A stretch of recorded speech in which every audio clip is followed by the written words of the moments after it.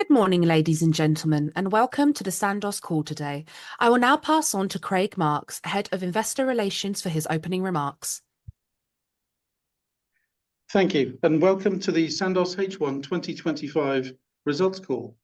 Earlier today, we published a results announcement and an accompanying presentation on our website, which will follow today. You can find these documents at sandoz.com/investors.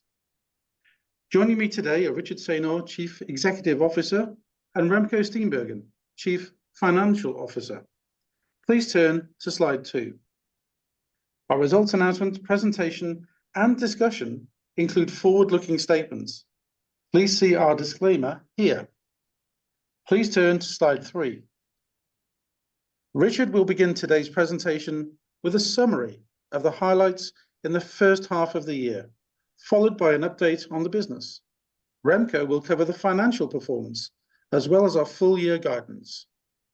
Following a wrap-up of the presentation, we'll be happy to take your questions. With that, I'll now hand over to Richard. Please turn to slide 4. Thank you, Craig, and hello, everybody. It's a pleasure to welcome you all to today's call, and I'm looking forward to taking you through the strong progress we're making, as well as the significant opportunities that lie ahead for Sandoz. Please turn to slide 5. I'm pleased to provide an update on our strong performance in the first half and the continued execution of our long-term strategy. We delivered 4% sales growth, which on an underlying basis amounted to 6%. The performance included accelerated sales growth in the second quarter, a period when 30% of our net sales came from biosimilars.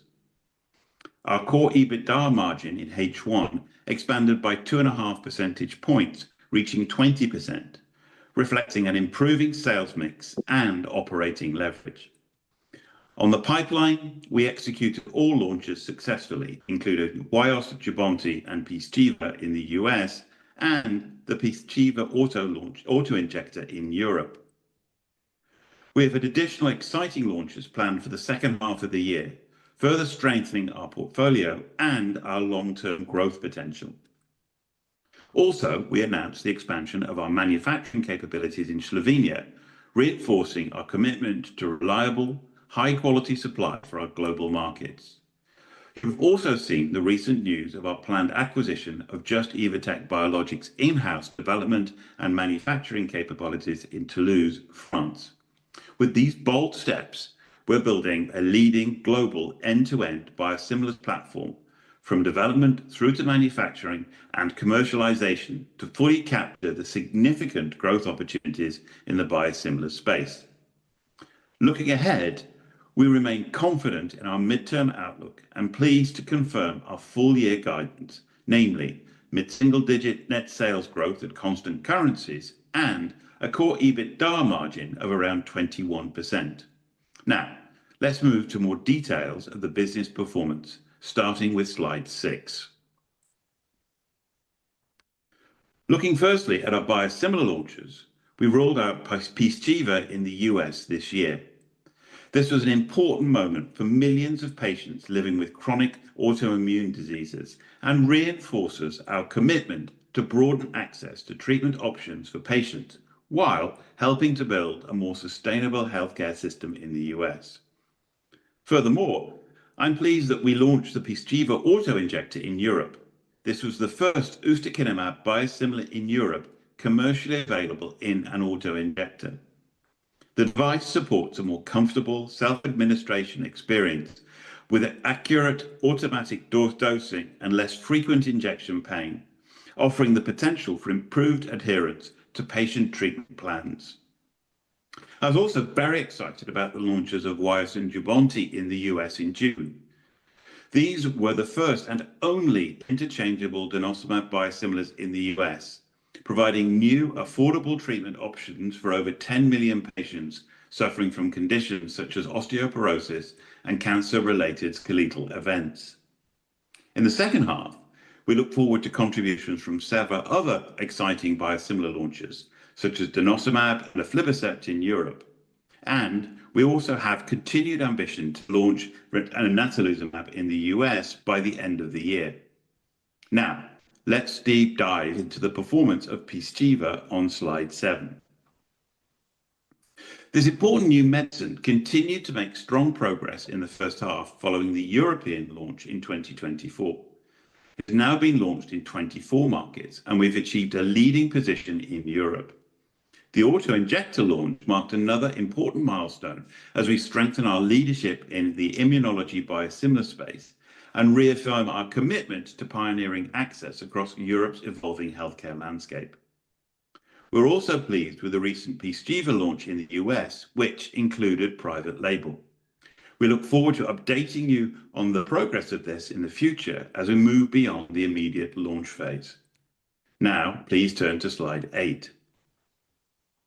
Turning to Hyrimoz, our global market share has been cemented by the ongoing progress of biosimilar penetration, which has now reached over 60%. It is important to note these data exclude private label, which means actual usage may be even higher. We're seeing very strong momentum in Europe, accompanied by growth in international markets. And in the US, Sandoz is leading the biosimilar space, driven by both private label Hyrimoz and our own label adalimumab. We also benefit from having the broadest payer coverage in the US, a key advantage in such a competitive market. Together, these trends position Hyrimoz as a cornerstone of our biosimilar portfolio. Now please turn to slide 9. Let me now turn to Tyruko, our biosimilar natalizumab, which continues to demonstrate encouraging momentum. Since we started rolling out Tyruko across Europe, this important medication has been growing consistently, achieving a 20% market share. Both tender authorities and healthcare professionals alike appreciate a more affordable option in the multiple sclerosis space. Looking ahead, we have additional launches planned across Europe in the second half of the year, which we expect will further strengthen our position. As I said earlier, we continue to have the ambition of launching Tyruko in the US before the end of this year. Now, please turn to slide 10. Finally, after almost 20 years since it was launched, we again delivered double-digit growth for Omnitrope, which continues to speak to the sustainability of biosimilars. The performance underlined our continued market leadership, driven by a particularly strong ongoing performance in the international region. Equally important, we have benefited from being a reliable supply partner, ensuring where we can consistently meet strong and growing demand. With a 35% global market share, Omnitrope continues to lead in the treatment of growth hormone-related disorders, and it remains a core pillar of our biosimilar portfolio. Please turn to slide 11. Moving now to our pipeline. We announced during the period a collaboration license agreement with Henlius, strengthening our position in oncology and underlining our purpose of pioneering access for patients. As the global leader in generic and biosimilar medicines, we are committed to innovation and dedicating to broadening access to more affordable biologics for patients globally by finding the right balance between leveraging internal capabilities and collaborations and partnerships. This agreement, providing access to ipilimumab, strengthens our leadership position in oncology even further. Now, please turn to slide 12. Today, we have an industry-leading biosimilar pipeline of 27 assets, covering around $200 billion of originator sales.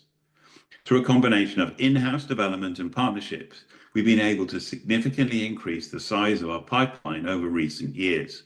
We plan to further increase it. We're also encouraged by the recent movements towards regulatory streamlining, such as the recent news on our development of pembrolizumab, ocrelizumab, and nivolumab biosimilars. These dynamics have the potential to accelerate approval times and reduce complexity, ultimately benefiting patients and healthcare systems alike. At the same time, we continue to identify and pursue additional opportunities that will strengthen and expand our pipeline. Please turn to slide 13. This pipeline of 27 biosimilars is industry-leading, both in the number of assets and the portfolio coverage of the addressable market value. It includes 5 near-term launches and assets in clinical development, 5 assets in regulatory review, 8 in technical development, and we have 9 additional assets in early development, targeting around $56 billion of originator sales. This is an incredibly exciting pipeline, and we won't stand still. We aim to increase the number of assets even more, supported by the opportunities presented by regulatory streamlining and our growing in-house development capabilities. Now, let's turn to slide 14. Biosimilars is the fastest growing segment of our pipeline, as the needs of patients and healthcare systems for these critical medicines continues to grow rapidly. As the global leader in the field, we're investing to meet rapidly growing patient demand. We're proud to significantly extend our biosimilar manufacturing capacity in Europe as Slovenia's largest direct foreign investor. This is another major step that will position Sandoz uniquely to capitalize on the unprecedented biosimilars market opportunity over the next decade. We've talked before about our state-of-the-art development center in Ljubljana and in Lendava, our high-tech drug substance production center. Last month, we also announced the start of the construction of a new state-of-the-art biosimilars production center for sterile product manufacturing in Brnik. I'm delighted by our progress in Slovenia as we build internal capacity and drive biosimilar development. Of course, this was all complemented by our announcement from last week. Please turn to slide 15. The news of the proposed acquisition of Just – Evotec Biologics in-house development and the manufacturing capabilities in Toulouse, France, marks a significant leap in our biosimilar future. The acquisition, totaling around $300 million, would seamlessly align with our strategic objective of capitalizing on the biosimilar market opportunity. Just – Evotec Biologics has been a key strategic partner for Sandoz since 2023. The proposed acquisition would complement previously announced investments in Sandoz biosimilar manufacturing and development sites, and will be fully in line with our strategy to reinforce in-house biosimilar capabilities whilst at the same time create additional strategic flexibility. Following a successful completion, the site will be used to develop and manufacture our biosimilars. Just – Evotec's fully automated and high throughput technology platform will help us move faster, scale smarter, and maintain high quality while keeping costs under control. And I look forward to updating you on the progress of this proposed acquisition. Now, let's turn to slide 16. Turning to our generics business, it continues to be a cornerstone of our company, with over 180 launches across markets in the first half of this year, from around about 90 different medicines. For example, our generic ferric carboxymaltose is a first-to-market launch in Europe, and we target over $500 million of originator sales. Generics, at around 70% of our sales, ensures continuous scale in the market with limited capital deployment and generation of significant cash flows. In the first half, our generics performance benefited from volume growth that partly reflected recent launches, such as paclitaxel. Looking ahead, our second half program is ambitious as we expect more than 3 individual market launches over the full year. Over the longer term, we continue to have an ambitious generics pipeline with more than 400 assets targeting around $220 billion of originator sales over the next decade. And with that, I'll hand over to Remco. Please move to slide 17. Thank you, Richard, and hello, everyone. Please move to slide 18. I'm very pleased to share our strong financial performance in the first half, which reflects momentum and disciplined execution across our business. Firstly, we delivered underlying sales growth of 6%, with accelerated sales growth in the second quarter. Next, our relentless focus on operational efficiency is paying off, and the leverage down the P&L drove a core EBITDA margin expansion of 2.5 percentage points, bringing the H1 margin to 20.0%. We believe a meaningful improvement. Thirdly, core diluted earnings per share reached $1.46, representing growth of 33% at constant currency. Finally, we delivered a strong improvement in cash generation, with management cash flow more than doubling to over $500 million, a significant milestone that further enhances our financial flexibility. Overall, these results position us very well for the second half of the year. Please turn to slide 19. We produced a strong performance in the first half, and we're gaining momentum with further launches to come in H2. While generics provide a strong foundation for our business, the overall performance reflected the increasing contribution from biosimilars and strong execution across our organization. As a result, biosimilars increased as a proportion of total net sales to 29%, compared to 27% in the first half of 2024. When looking at the Q2 performance itself, we hit the 30% target, a milestone that we have achieved earlier than expected. Our regional sales mix has remained broadly unchanged, with over half of our business in Europe, where we hold a strong leading position. International represents a quarter of net sales, with 21% coming from North America. Now, let's dive into the performance of the business on slide 20. Generic sales increased by an underlying 2% in the first half and by 3% in Q2, reflecting the impact of recent launches, including paclitaxel in North America. Biosimilars delivered very strong underlying growth of 20% in the second quarter and of 17% for the first half. We were very pleased with this performance and the strong progress that we are making with our biosimilars overall. Now, let's have a look at the performance of our three regions on slide 21. Europe sales grew by 6% in the quarter and in the half year. Strong growth in biosimilars continued, partly reflecting the successful launches of Pyzchiva and Tyruko. Generics momentum also accelerated in the second quarter. International sales grew by an underlying 13% in the quarter and by 8% for the half year, due to strong contributions from Hyrimoz and Omnitrope. North America sales grew by 5% in the quarter and by 4% in the half year on an underlying basis. The region benefited from the strong generics performance, and we look forward to the impact of recent launches on the performance in H2, including denosumab. Please turn to slide 22. In breaking down the sales performance for H1, you can see that volumes contributed 7 percentage points, while price erosion returned to a more familiar 3 percentage points. Foreign exchange had no impact during the period. Let's now move to the P&L overview on slide 23. I'm particularly pleased with the leverage we drove down the P&L in H1, producing strong profitability. Starting from net sales growth of 4% at constant currency, we delivered a 33% increase in core diluted earnings per share.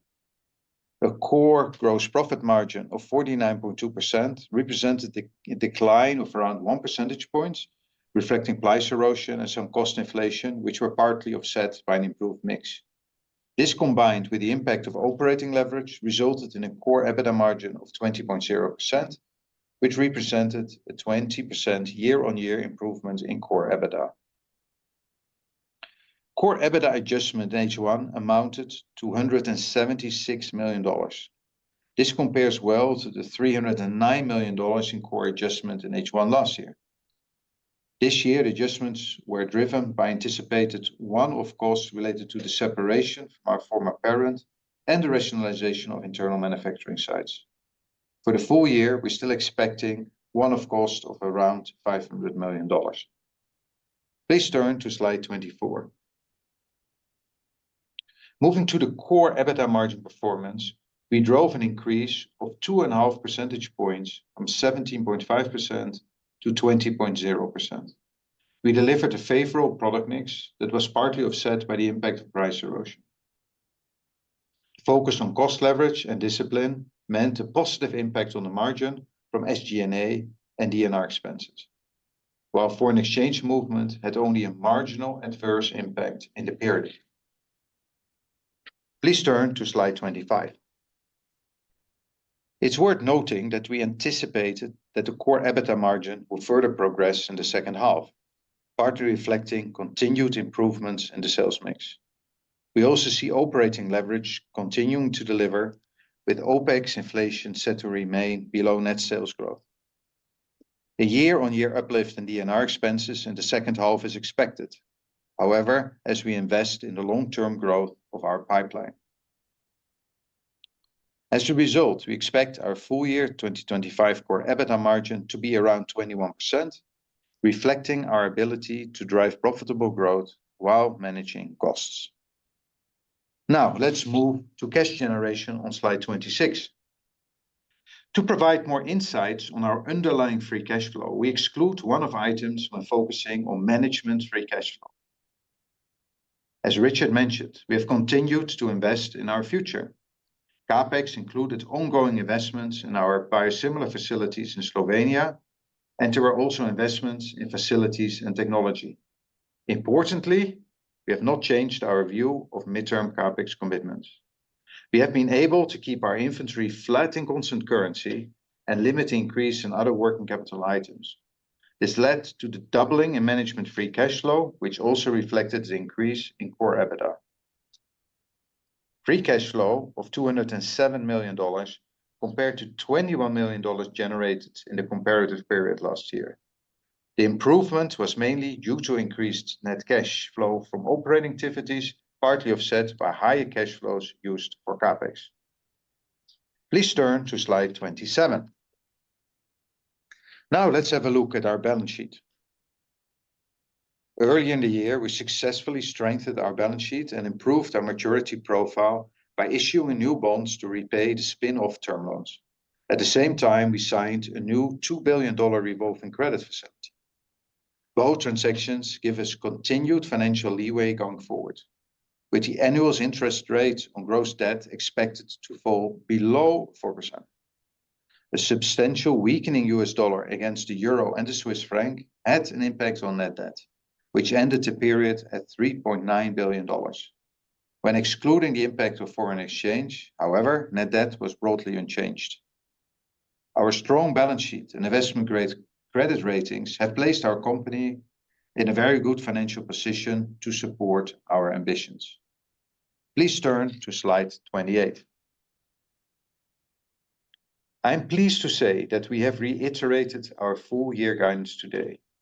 We continue to expect net sales to grow by a mid-single-digit percentage points in constant currencies this year, with the core EBITDA margin set to increase this year to around 21%. The guidance is based on two key assumptions.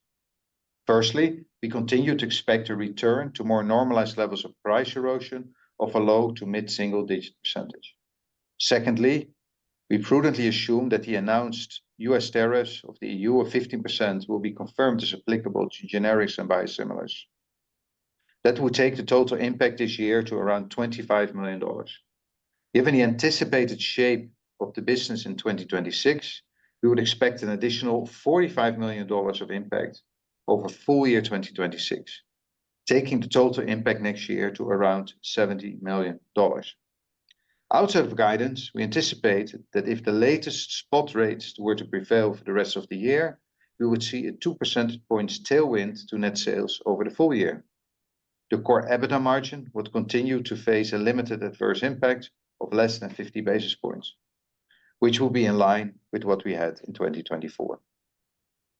If you look at currency movements based on average rates in the first half, we would anticipate an immaterial impact on both net sales and on the core EBITDA margin.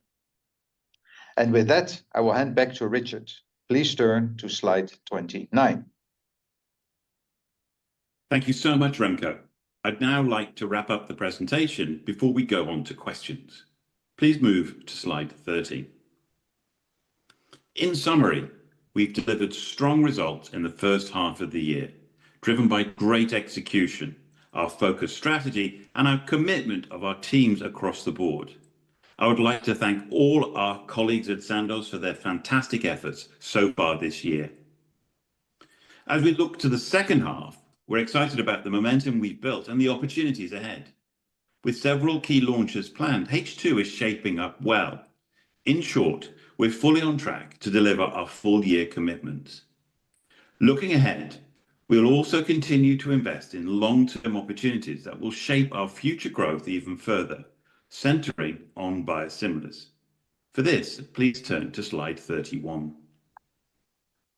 I'd like to conclude our presentation with a reminder of a huge number of opportunities that lie ahead, and these are at the heart of the Sandoz investment case. Today, we have an industry-leading biosimilar pipeline of 27 assets, covering around $200 billion of originator sales. Through a combination of in-house development and partnerships, we've been able to triple the size of our pipeline over recent years. Our investment in and focus on expanding the pipeline is now accompanied by the exciting momentums in regulatory streamlining and the enhancement of our development and supply capabilities. Our generics pipeline has more than 400 assets in development, covering around $220 billion of originator sales. No one single medicine makes up a material amount of our generic sales, so a large scale and robust infrastructure allows us to continually bring new generic medicines to market. And longer term, we also have the significant prospects from GLP-1s.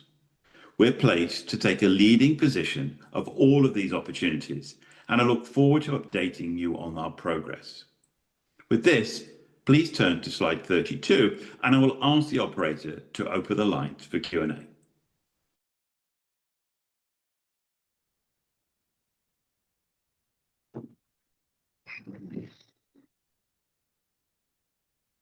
Ladies and gentlemen, we will now begin our Q&A session. If you have a question, we ask that you please use the raise hand function at the bottom of your Zoom screen, or if you have dialed in, please press *9 to enter the queue. Once your name has been announced, you can ask a question. If you want to withdraw your question, please lower your hand using the raise hand function in the Zoom app, or via telephone, press *9. Thank you, and a moment for the first question, please.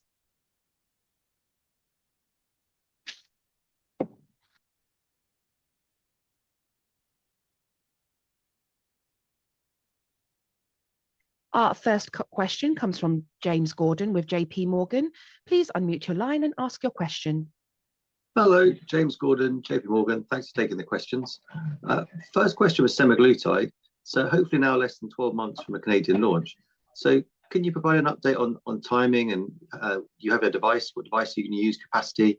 And are you also on track for Brazil next year? And when might that launch be as well, please? Second question was just biosimilars in North America was a little bit softer, at least versus consensus for the quarter. But how are you thinking about that into H2? Should we see an acceleration already in H2, or is it more like late in the year we get the acceleration? And is there a bit of a pipeline gap for North America, or does next year look good for US biosimilars? And if I could just squeeze in a clarification, other income looked a bit better today, even on a core basis, and other expense a bit lower. But was there anything one-off there, or is the H1 number a good guide for H2? Okay, thank you so much. Good morning, James. So semaglutide, I mean, look, we've filed. We would anticipate to launch at market formation, again, reminding everybody for the diabetes indication, not for the weight loss indication.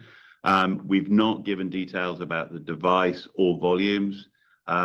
Again, I've always said, look, I see Canada as a bit of an experiment. We'll see how the market evolves. We've got no idea how, as prices come down, market expands. And so we'll see as we get there. I mean, clearly, we would anticipate to launch at market formation at some point during 2026, but we'll see when we get there. And similarly with Brazil and a number of other emerging markets, again, we would anticipate to launch probably late 26, early 27, and see how that evolves again.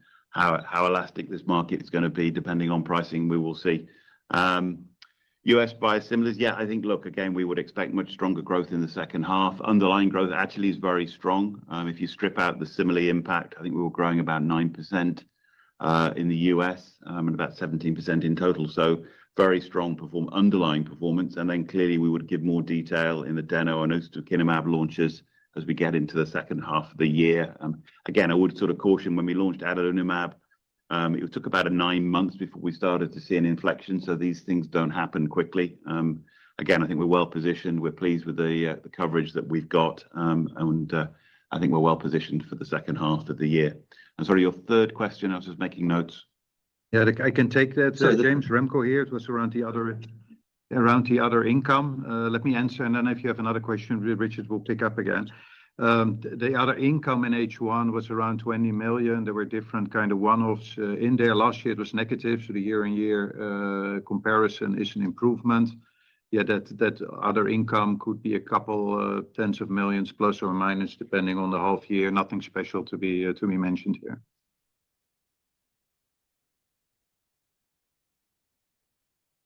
Thank you. So it sounds like in H1 there wasn't anything exceptional that was one-off, and H1 is roughly a guide for what you do in H2 for this line of the P&L? At this point in time, yes, something, but what I said, it could be 10-20 million plus 10-20 million in the minus, depending on the smaller items going on, but nothing special here. Thank you.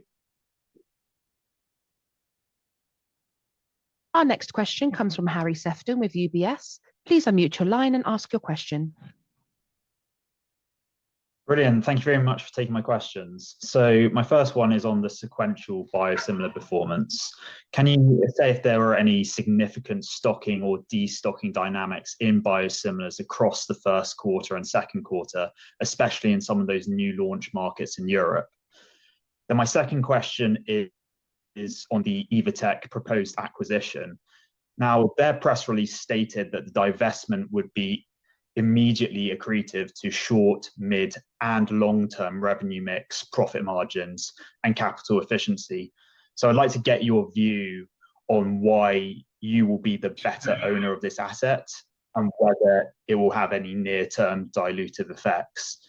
And then if I can quickly have a third question, just on a clarification, can you just remind us on how much more you're expecting in terms of separation costs, and are the last of these still expected this year? Thank you. Okay, thank you, Harry. Good morning. I'll take the first question, and then perhaps Remco, I'll let you pick up Evotec and the separation costs. No, I mean, look, clearly we had a number of launches in a number of markets, but I don't think anything material in terms of stocking or stock in trade that was unusual given those launches. So I wouldn't see any impact H1, H2 from that going forward. Evotec? Yeah, Harry, good morning to you. With regard to Evotec, what we have said is that our guidance for 25 and also our midterm guidance is unchanged, correct? At this point in time, what we see if the non-binding comes to a binding agreement, what we believe is that clearly the site would be mostly allocated for us anyway, so it's probably better if we run it and we get all the capabilities internally, and therefore also have the flexibility when we talk on the mid-longer term to really capitalize on the capabilities. There's the capabilities on the development side and the capabilities on the manufacturing, and we believe he can handle that all within our current guidance as it stands now. Of course, it's an additional activity we take on our shoulders, but we believe he will be definitely a very good owner in order to drive this forward as the largest bio player already now. With regard to the last question of the separation cost, we had 176 million of cost in H1. We still expect around 500 million for the full year. The majority of the 176 million relates to still the IT disentanglement. We expect that to continue in H2. We still have transformation costs and also some manufacturing related restructuring we expect in H2. What's also to be mentioned that in H1 we had actually some positive legal benefit coming in. Normally that's negative. Also to mention that also when it's positive, it comes in that line item. So many thanks to our legal team here in Sandoz. I hope that answers your questions, Harry. Our next question comes from Simon Baker with Rothschild & Co Redburn. Please unmute your line and ask your question. Thank you for taking my questions. Three quick ones, if I may. Just going back to James's question on obesity, but rather broadening it out. It's clearly been a fairly eventful market recently. So I just wonder how your view of the opportunity has changed in light of what we've seen in terms of the demand, the growth trends in the US, issues in international markets, the clear power of prices we see from the compounders in the US. Just a sort of an update on how you frame the opportunity from a Sandoz perspective. Secondly, on the regulatory streamlining, you cited the impact on biosimilar Pembro, ocrelizumab, and nivolumab. Longer term, you've said it will effectively allow you to do more for the same amount of investment. So in the near term, how quickly can you do more if you're spending less on those assets? I'm just trying to think how the costs of development are going to evolve over the coming years, whether you can immediately take advantage of that, or whether there's a dip in spend before that manifests itself. And then finally, just a quick one. I know it's been on the slide for a couple of presentations, but Enhertu as a development target, Astra have said that they expect biosimilar penetration for ADCs to be limited because of the sheer complexity of them. I just wonder what your perspective was, Richard, on the competitive dynamics in ADCs. Do you see this as being a market with far fewer players than a traditional biosimilar? Thanks so much. Thank you. So I'll start with the last question first. I mean, they would say that, wouldn't they? I mean, the originator industry has been saying that since I started in this business. They said that about biosimilars. They said that about pretty much every product that we've launched. I think we are strong in this therapy area. We have the relationships. Payers want the product. I'm very confident that when we bring this product to the market, we will open that market up and serve patients well. Obesity growth trends. Look, I think your guess is as good as mine. I think clearly this is a highly attractive product. As I said before, in my many years in the industry, I've never known a product where the originators can't actually meet the demand at a different price point. So I think really the question behind the question is, what is the available capacity? How quickly can that come on stream, and how rapidly that market opens up? And I think that's going to be very dependent by the individual markets. Some markets like Brazil are very much out of pocket, and I think has a rapid potential to expand. Other markets will be driven more by government payer frameworks who want to see more whole population treatment patterns going on. It's too early to say. Originally, when we I think the first Capital Markets Day, we didn't even talk about GLP-1s. I think now every meeting I have, I talk about GLP-1s. Clearly, it's evolving. Our focus is clearly to bring to Canada for the diabetes indication, as I say, use that as a test case, and then think about how we expand that. And then Europe doesn't really start opening up until 2031, and then the US till the mid-2030s. So this is a long game, and clearly it's going to be interesting how that plays out. Your question on regulatory time, but yeah, I mean, clearly, look, we see opportunities very rapidly. I mean, I think I said in my presentation, I'm very keen that we build on a world-class pipeline already. We have 27 assets. As we see savings, and certainly in some of the reduced requirements in phase 3 trials, we would look to reinvest that as aggressively as possible to expand our pipeline. We see a significant opportunity to continue to leverage and grow and bring and expand our pipeline over the next few quarters. Great. Thanks so much.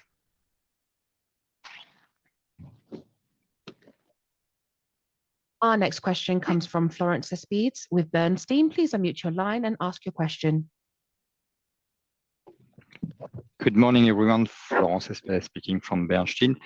Two big picture questions, please. On biosimilars pipeline, when we look at the slides, we see that for the future you have a lot of partnerships, not much less in-house. So maybe could you elaborate on what could be the impact on the margins on the medium term? That's my first question. And second question, another big picture question on biosimilars. When you look at the penetration market shares, it's kind of plateauing over time. So is it what could be done to increase your market shares, or is it fair to assume that you will grow first with the further penetration of the biosimilars? So any color on that would be helpful. Thank you. No, look, two important questions. So thank you, Florence. In-house, I mean, look, we're already, as we separated from Novartis, we're investing heavily in our own in-house capability, both in Slovenia and clearly with the proposed acquisition of Just Evotec.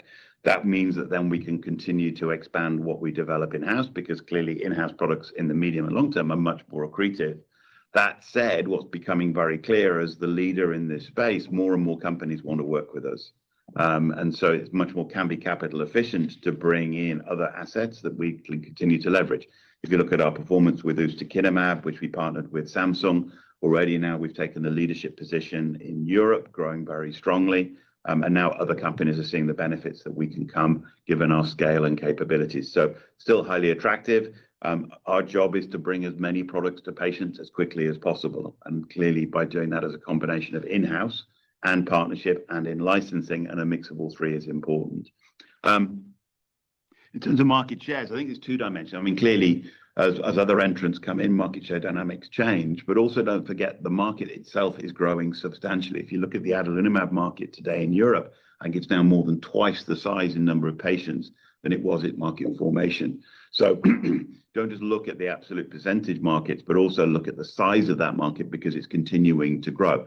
If you look back at Omnitrope, we launched human growth hormone 20 years ago. Now we have a 35% market share, still growing, and we're the world's largest supplier of human growth hormone, which again, I think we've said before, really shows the strength and depth and value creation that biologics bring over a much longer cycle compared to traditional small molecule generics.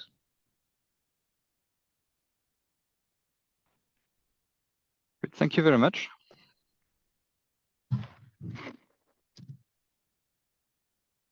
Our next question comes from Thibault Boutherin with Morgan Stanley. Please unmute your line and ask your question. Thank you. First question is just on from a strategic standpoint, the balance of geographies. At the time of spin-off, the US was framed as a clear growth driver. I think it was framed as being half of the growth opportunities. I think since maybe we saw a bit less growth in the US, a bit more ex-US. No, ex-US is closer to 80% of sales. So, you know, since these initial plans, have things changed, and do you no more expect the growth to be balanced between US and ex-US? So should we think basically about the outlook a bit differently from a geographic perspective? That's the first question. And then second question, I just want to broaden a bit the previous question on the adjustments and, you know, about earnings quality and basically the free cash flow as well. So you talked about the expectation for second half of the year, but when we think about 2026 and onwards, you know, how should we think about the pace of reduction of adjustments in the future and transitioning from the management adjusted free cash flow measure to a more standardized, you know, measure of free cash flow? So basically the pace of normalization going forward. Thank you. I'll let Remco pick up those. So thank you so much, Thibault. Hey, Thibault, good morning. Yeah. First of all, at the moment of spin, we had a lot of assumptions with regard to the bio growth, the generics growth, the regional growth. This year, clearly, we see that Europe is doing fantastically. So Europe at 50% of the overall is actually contributing 50% of the total. We have now to see what will happen in the coming years. It might be that Europe is continuing on this very, very strong growth, and certainly that we hope for. That would mean that perhaps the mix in the overall growth over the coming years will change a bit. For us, it's important that the overall company can grow the mid-single digit growth, and of course we will try to do better than that. And yeah, if that's in a different mix, it's fantastic. If you're a little bit less dependent on the United States, considering the current geopolitical situation and the tariffs, I would say that's not even a bad thing. That's actually a good thing. But it's too early to call that we already changed the overall growth. But certainly we believe we're in a very good position. With regard to the one-off cost, yeah, what we said before is around 500 million this year, then going to around 100 million next year, and then it should stop. We're still in that position. We still expect some of the IT changes still to take place next year with regard to SAP systems in our factories, and that will carry some cost. And then after that, it's gone. And then of course, the managerial free cash flow and the reported free cash flow, and the same on the margin would much more convert to a closer number. So no changes for what we said before. We are on track with this.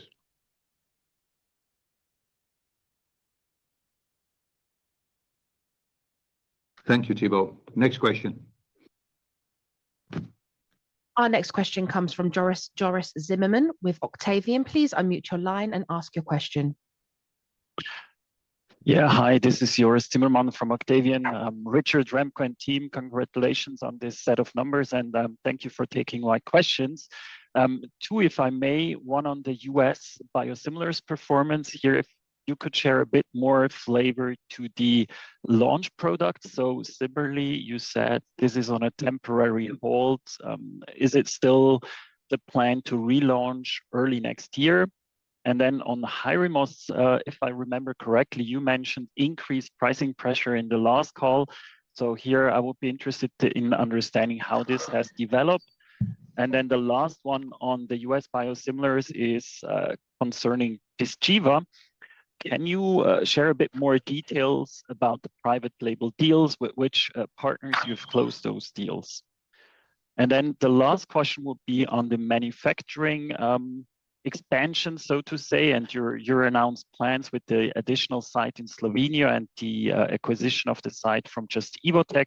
If you could just help us understand the difference of the 4 sites a little bit more and how that integrates into your broader plans, also including the Novartis manufacturing capacities that you currently use. Thank you very much.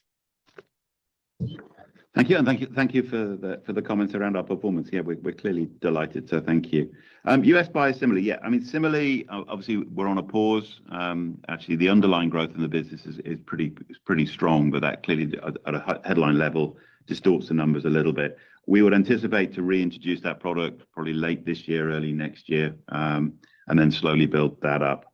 Hyrimoz, yeah, I think, look, clearly this is a highly competitive market. That said, we have by far the best payer coverage. We have the leading position in terms of market share with our own product, both branded and unbranded ADA. And then clearly we have the partnership deal, which again, clearly is subject to price renegotiation. So it's a mixture of those things. We don't break out individual product or individual market pricing, but clearly this is a competitive market. But I'm pleased in terms of the position that we've built on. And similarly with Pyzchiva, we've not disclosed the details, but clearly this is structurally a different product. This is an in-licensed product from Samsung. So it's a partnership deal rather than a vertically integrated product. In this case, we don't actually book the top line, we only book the income. And then clearly we have our own product. Again, it's too early to share in terms of market share assumptions and performance, but again, early indications are we're pleased with the coverage that we have. And would expect that to build in the following quarters. So again, hopefully give you a little bit more color in that on the next earnings call.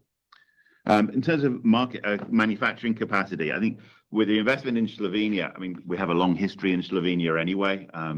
We have a very good relationship. I think it's a high quality, relatively low cost location in Europe.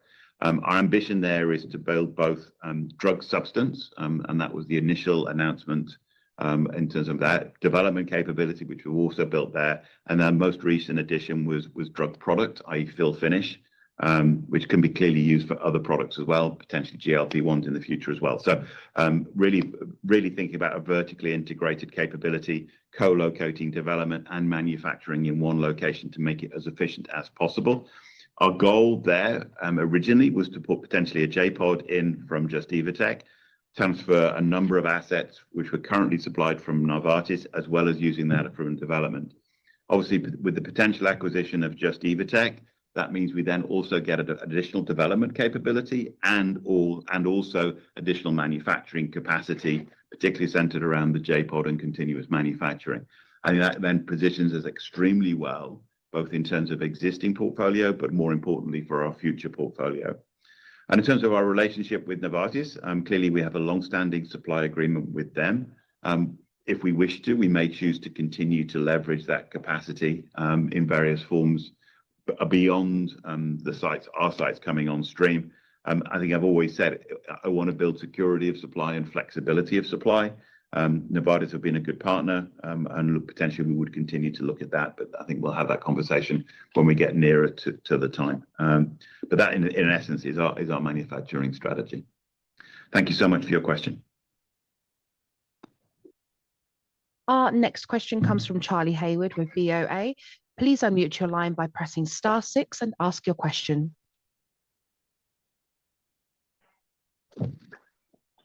Charlie Hayward, Bank of America. Thank you for taking my questions. First one, your guide implies second half sales acceleration to a sort of 6% constant exchange rate, in line with your first half underlying.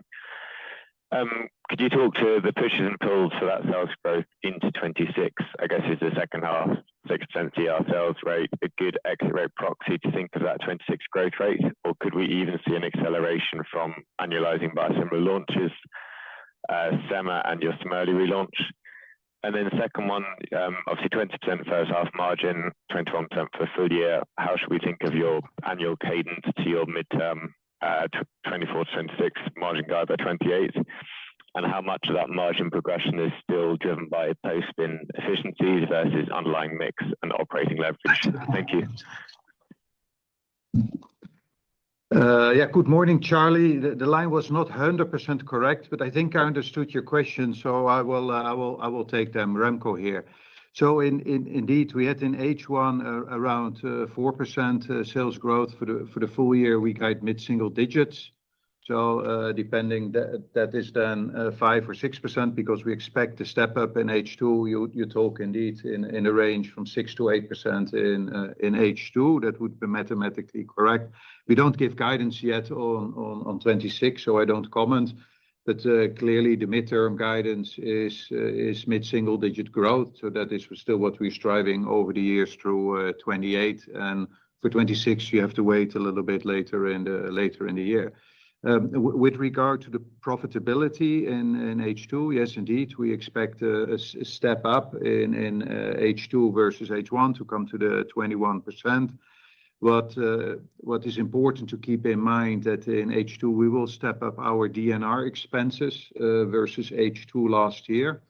So also for the others on the call that, and then I'm talking not only in amount, I'm talking also in percentage, because we want to make sure that not only we handle the short term, but we also really invest in the longer term. And we have a little bit of impact on the margin of the FX because of the US dollar euro impact. So that's also a little bit of step up versus H2 last year. That corresponds that with around 21% for the full year. And we have to see how that then further develops because we have some fantastic launches planning. But we're very confident with the H1 results under our belt that we can meet our full year guidance. Further out for 26 or 27, 28, we expect a progressive growth on the margin to come to the 24 to 26%. Again, it's too early to say anything on the individual years, but we are really, really confident that we can meet those targets and well on track. So I hope that answered your questions, Charlie, and I understood them well. That does. Many thanks. Our next question comes from Victor Floch with BNP Paribas. Please unmute your line and ask your question. Hey, thanks for taking a question, Victor Floch, BNP Paribas. So two questions on GLP-1 actually. So first of all, Richard, you recently alluded to the fact that Canada, being the second largest semaglutide market in the world, likely reflects some cross-border business dynamics. So in this context, I was wondering if you expect that the Florida's drug importation program could be extended to GLP-1 at some point, and if that it could potentially pave the way for more US states to apply. And my second question still on GLP-1, I'm interested to know if you can confirm if ever the semaglutide API that you source is manufactured through chemical synthesis or same way as the originator through yeast cell production. Thanks so much. Thank you so much, Victor. I mean, we've not commented on the manufacturing process in terms of API. So we actually have a couple of partners on that. And again, we can discuss that closer to launch. Your question on, I think I try to be super cautious in terms of how I view GLP-1s in Canada. A, we were only focusing on the diabetes indication. B, we've got no assumption that we would be shipping cross-border. I have no intention of getting injuncted by anybody. So in all our planning assumptions, it's very much diabetes and very much for Canadian use only. As I said, this is an experiment.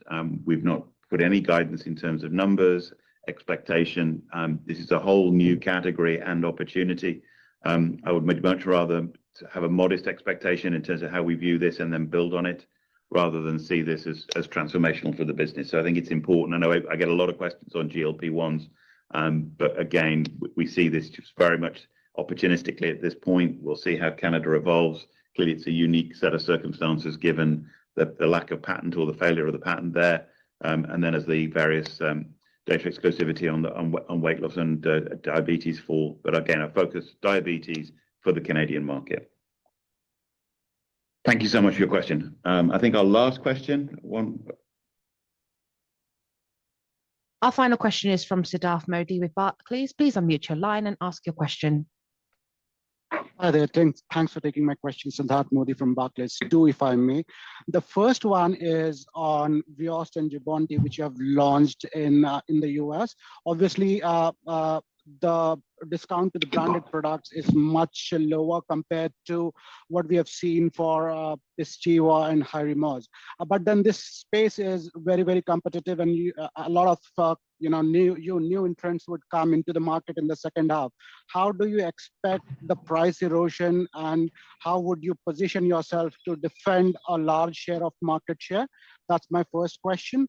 And second, recently, a lot of branded manufacturers have been talking about DTC sales. How does that impact Sandoz? And what are your takes on DTC sales from branded manufacturers in the US? So first of all, thank you for your questions. I mean, look, we are at the moment with Viost and Jubbonti, we're the only one with a Q code. We're the only product that technically can be reimbursed. None of our competitors have yet got a Q code. I would point to our performance in other biologics. If you look at how we perform both with ustekinumab, and it's an in-licensed product, and adalimumab, which is a vertically integrated product, as is denosumab, I think we're extremely well positioned to leverage the commercial capabilities and channel capabilities.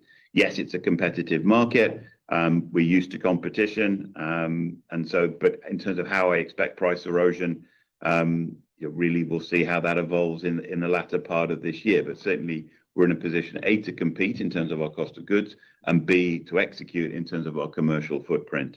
DTC, it's a fascinating subject. I think clearly I'm watching with interest to see how other competitors look at exploring this space.